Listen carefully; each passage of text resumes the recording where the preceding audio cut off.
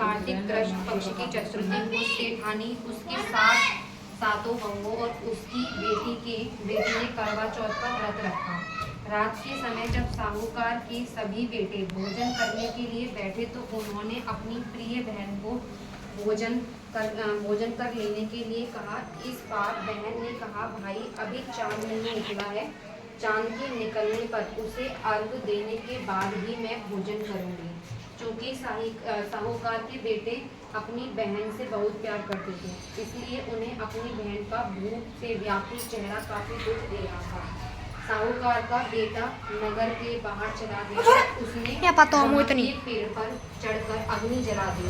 घर वापस आकर उसने अपनी बहन से कहा, देखो बहन, चांद निकल आया, अब तुम अर्घ देकर अब भोजन ग्रहण करो।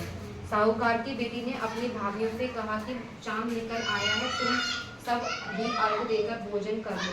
ननद की बात सुनकर भाभीयों ने कहा, बहन ये चांद नहीं है, तुम्हारे भाई रोटी से अग्नि जलाकर उसके प्रकाश को चांद के रूप में तुम्हें दिखा रहे हैं।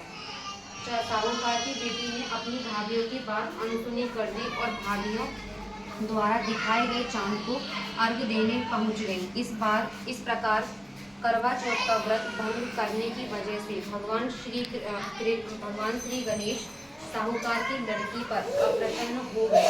गणेश जी की अप्रसन्नता के कारण ही उसका पति बीमार पड़ गया और घर में बचा हुआ सारा धन उसकी बीमारी में खर्च हो गया।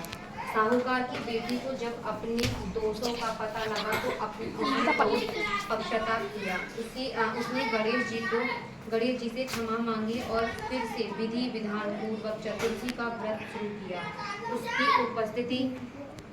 उसकी उपस्थिति में सभी आदर किया और उसमें आशीर्वाद ग्रहण किया। इस प्रकार लड़की ने श्रद्धा भक्ति और को देखकर भगवान गणेश उस पर प्रसन्न हो गए और उसके पति को जीवन दान प्रदान किया।